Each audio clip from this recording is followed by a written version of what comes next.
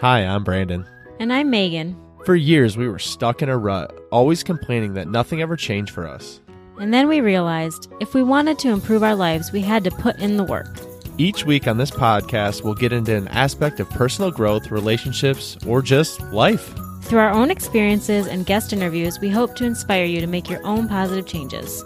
Welcome to the Fools in Love podcast.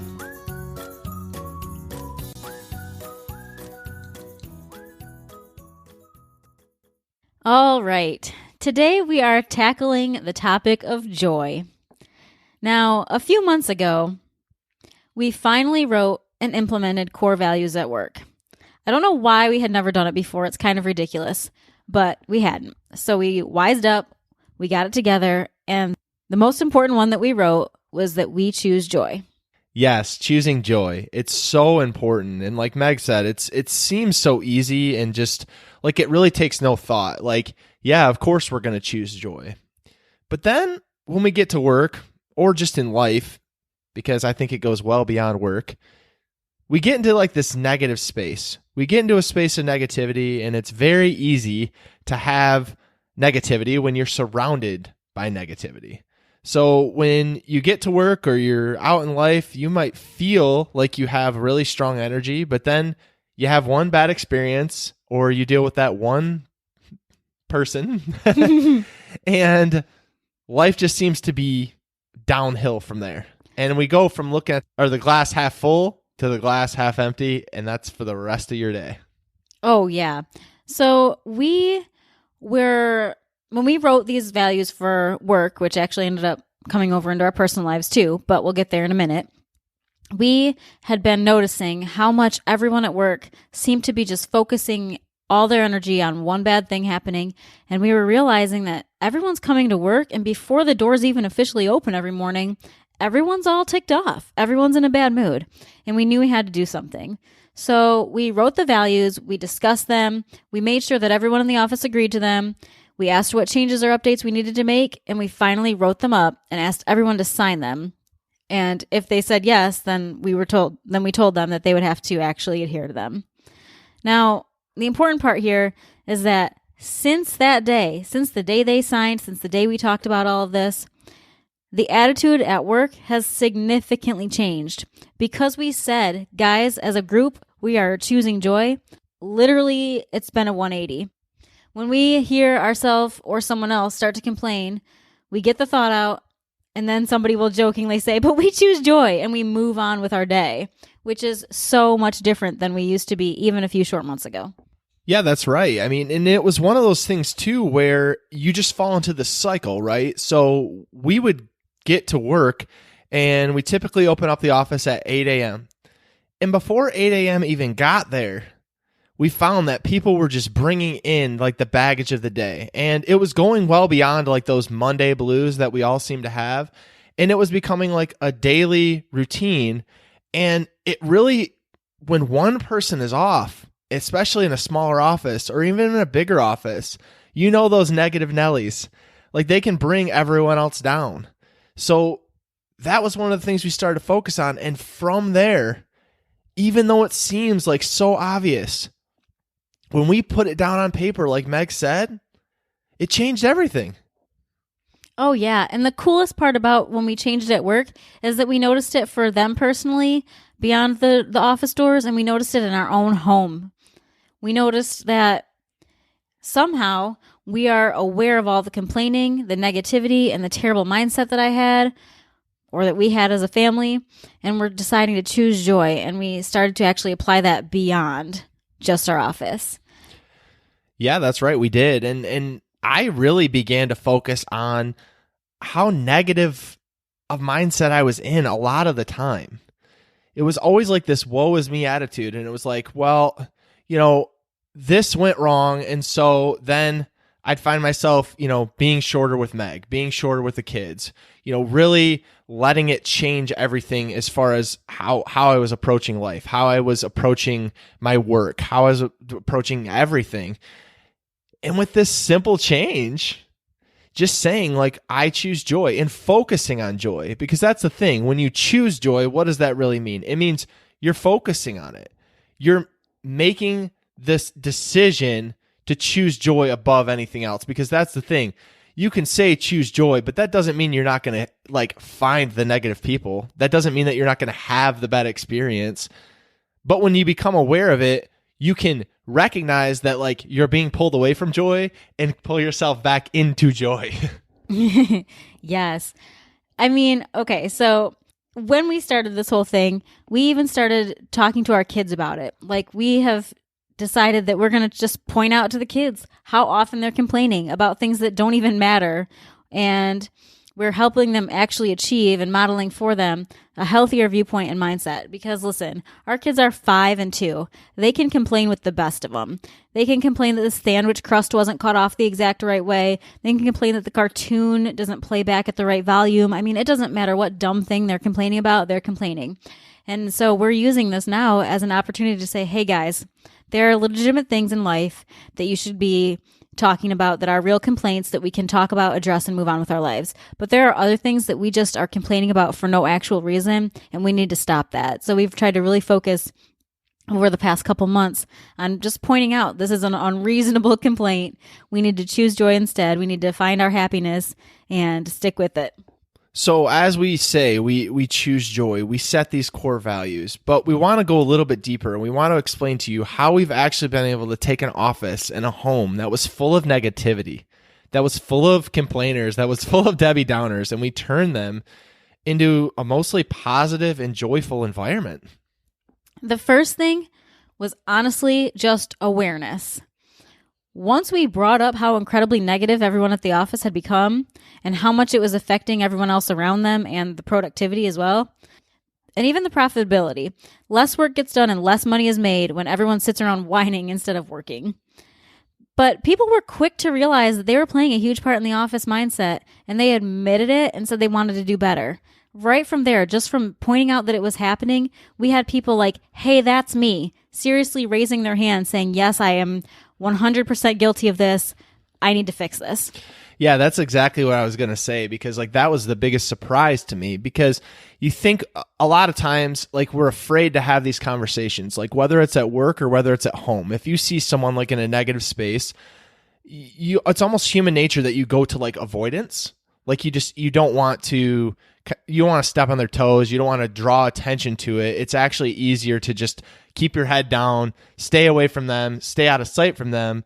And then, maybe it'll eventually go away. Now, the problem is that's never actually going to work. Like the problem's not going to go away, because if it's an ongoing problem and it's a cycle that you fall into, then like it's never actually going to break unless you face it, firsthand.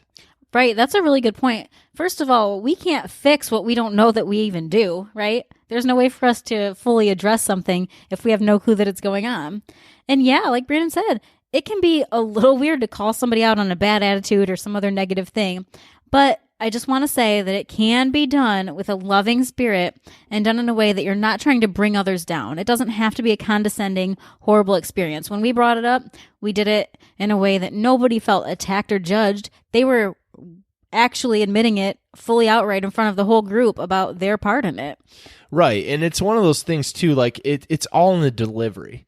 Because like when you come from a place of compassion, when you come from a place of being like, hey, we really just want this place to be a great place to work. We want this to be a family. We want this to be a place where you can feel comfortable having uncomfortable conversations if they need to happen. But it's all in the approach. And so like when you let your guard down, and when we let our guard down when we were having the conversation, because we admitted we're not coming in with the best attitude every day. When we thought about it, we're like, well, actually, I'm coming in a lot of days and I just sit down at my desk, and not that I'm like being overly negative, but I'm not like going and saying good morning to everyone, for example. I'm just going and sitting down at my desk and doing my job. And yeah, everyone does need to sit down and do their job. And I'm not suggesting, taking, the first 30, 40 minutes to go around and say hello and shoot the breeze with everyone. But when we became aware that like, hey, it starts from the top down, right? So like, we are coming in, and if we're saying these things, like we need to be aware of how we're bringing ourselves in. We need to be aware of how we're doing it. And when we did that, when we disarmed the situation, everyone else was more receptive and they were open and honest. And it was amazing to me, Because like Meg said, it wasn't like a negative thing. They're just like, yeah, I know that's me. Yeah, I know I have an issue with this and I'm going to be better. And not only did they say it out loud publicly, which is like a really challenging thing to do, they actually lived it out. And that's what we're actually seeing, because awareness is the key.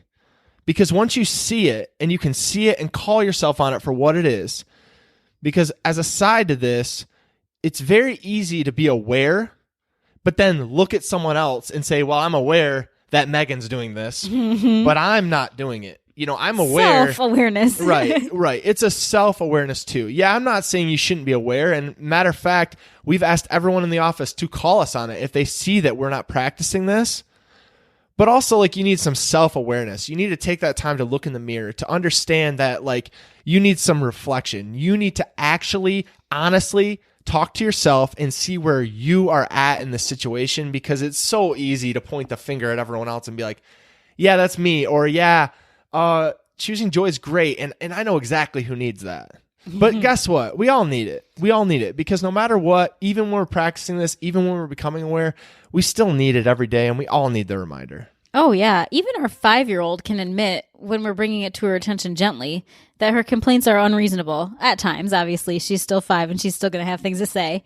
But a lot of times she can come in and be like, yeah, you're right. You're right. This is unreasonable. And we help her find something happy and something good to focus on. And even in those moments, even in that home environment, you can make a difference. Yeah, the next thing that really came into play is just the accountability factor. But again, it goes back to first holding yourself accountable for choosing joy.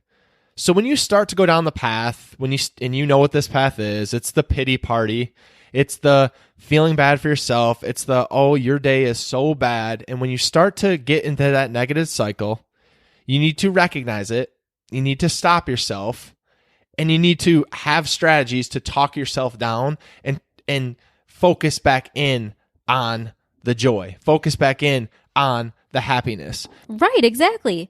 Once Brandon and I decided that we were going to work on our mindset, that we decided we were going to choose joy and stop with the negative all the time, we basically asked each other, can I call you out when you need to be called out?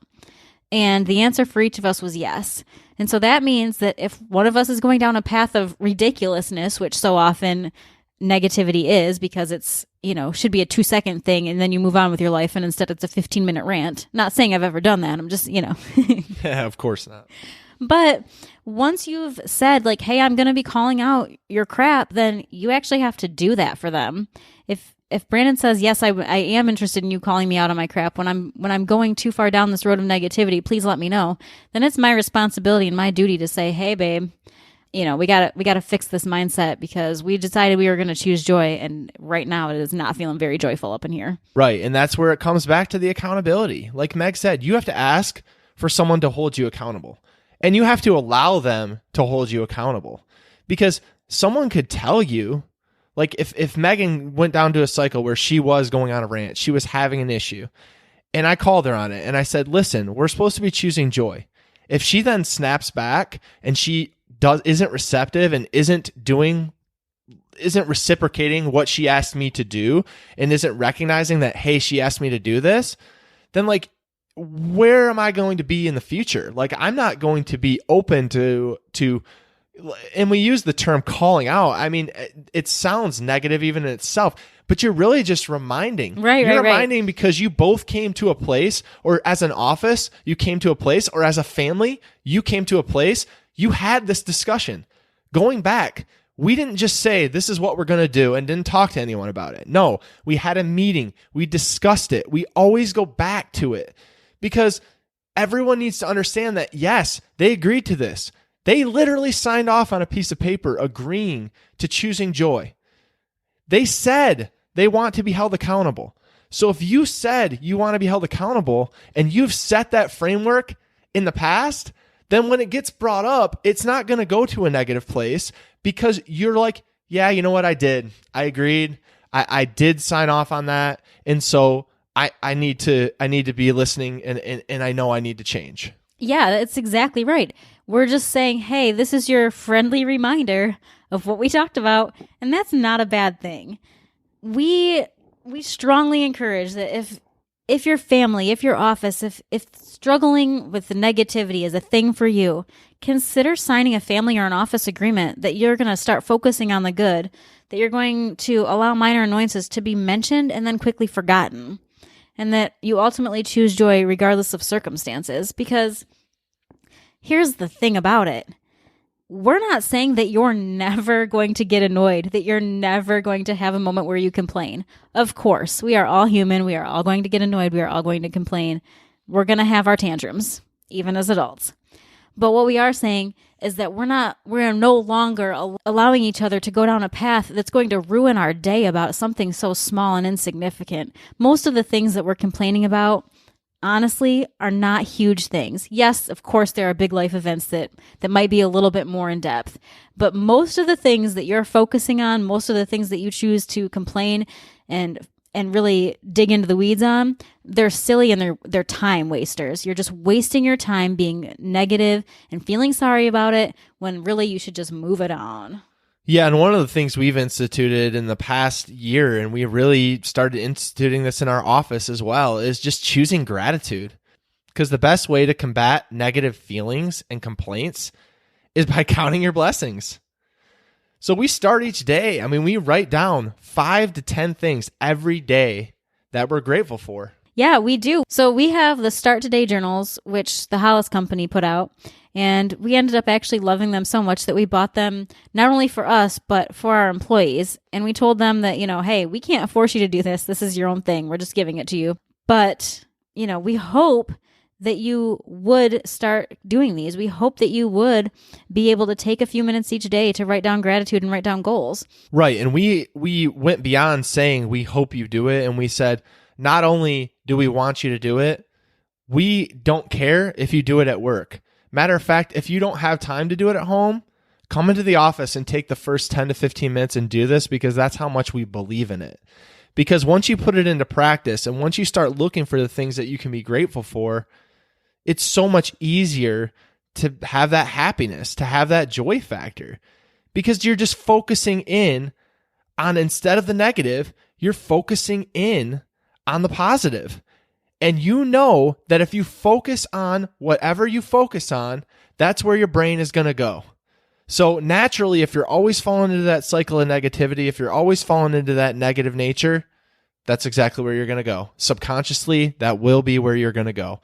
But if you replace that negative nature with a positivity over everything else, then instead of your subconscious moving into that negative space, or when it starts to shift into that negative space, you recognize it, you choose gratitude, and you move forward.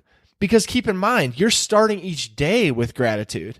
So you're starting out in the morning and you're saying, these are the things I'm grateful for.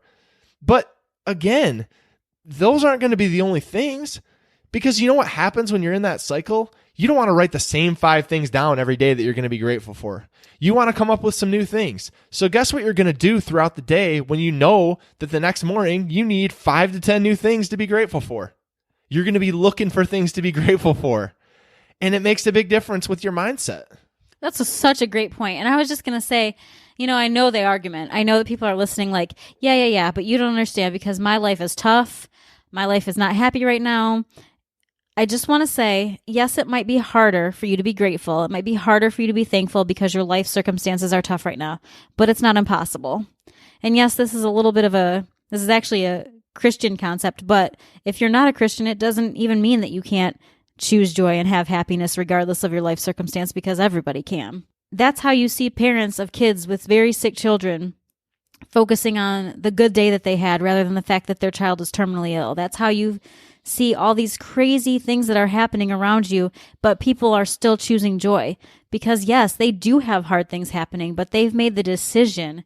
They've made the call. They're saying, yeah, there are some really terrible things going on right now, but above all, I know that I still have things to be thankful for. That's surreal, because I know that there's people that we interact with all the time. And obviously you're out in the world, you're interacting with people all the time.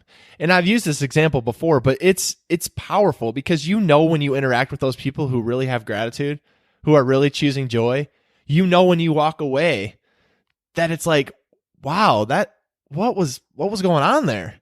And there's so much negativity in the world that it's very easy to see when people are actually choosing joy. I think of an example. Recently, I went to a drive-through to get some food. Yes, I went to a drive-through. And the guy was so friendly. It just resonated with me. It stuck with me. The guy was so nice. He thanked me for my business. He went above and beyond to make sure I was having an amazing day. And the guy was giving me my food.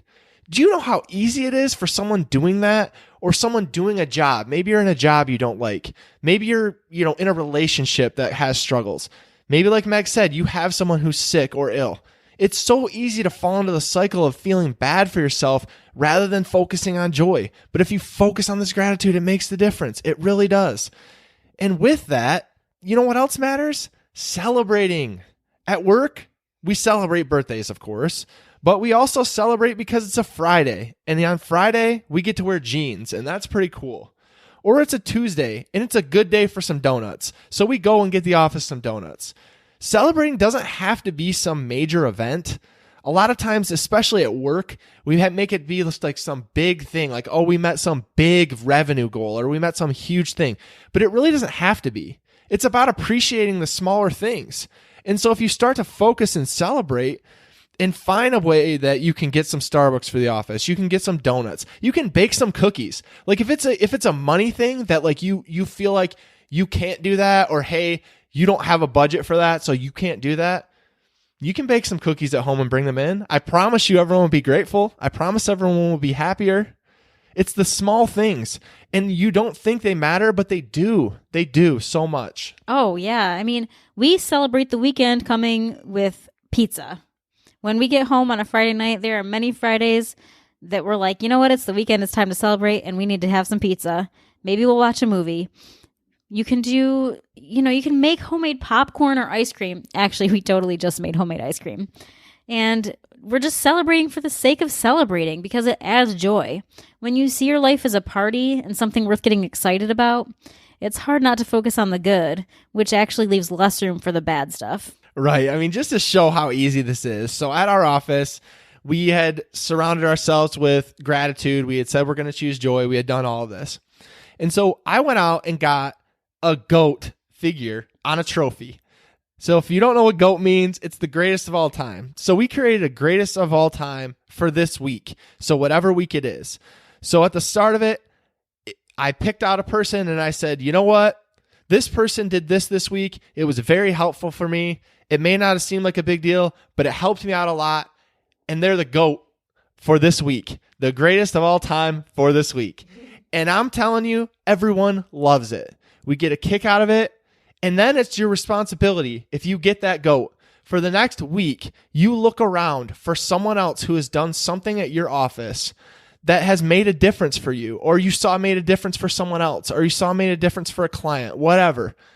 And that person then, at the next weekly meeting, gets to hand out that GOAT to someone else. And I'm telling you, you can see the joy in people's eyes when we're giving it out. And I'm telling you, I bought the statue on Amazon for less than $20. Yeah, and you can really modify this for use at home. It doesn't have to be a statue. You could celebrate with stickers for your kids if you have young kids. You can think of a million different ways to celebrate small things.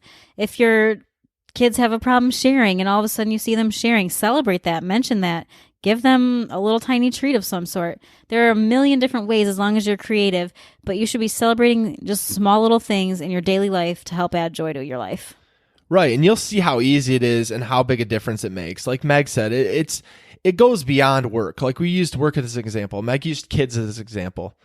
But anywhere out in life, like if you have someone in your life who's impacted you, reach out to them today. Let them know that they've made a difference. Write them a little note. Me and Meg leave each other little notes all the time. Like for menial things that probably don't make a difference in the grand scheme, but they make a difference for us. They made a difference for us individually. Like if you've had someone who's impacted you, just reach out to them. It doesn't have to be a big thing. It could be a text. It can be a small note. It can be a little gift that you buy. It could be anything. It could just be kind words. But you'll spread joy and it'll build and exponentially change that person's life, and they might go and do that to someone else and pay it forward. you never know what a difference it'll make. But it's the small things. It's focusing on these small things, because we always want to focus on these huge, ornate things. And that's not really what makes the difference. The difference is the day-to-day. Yeah. And I do want to say the other thing, guys, is that you can't stop trying to see the joy. So maybe you try all of this and it just isn't working right away because, we're talking to you like it worked out right away for us, because it did. But that doesn't mean it's going to work right away for everybody else. Maybe your spouse is an unhappy grump face and your kids are ungrateful brats. I don't know. But what I do know is that it can never hurt to keep trying and keep modeling that you're choosing joy, because eventually, hopefully, other people are going to see what you're doing. They're going to notice that you feel different, that you sound different, that you became happier and you're focusing less on the negative and more on the positive. And when others want to drag you down and you're tempted to join in that complaining and negativity, because, complaining is fun sometimes, just stop yourself and remind yourself that you feel better, happier, and more content when you choose to see the joy. Right. And ultimately, you can't change how anyone else is going to come to the table. You can't change how they're going to come in.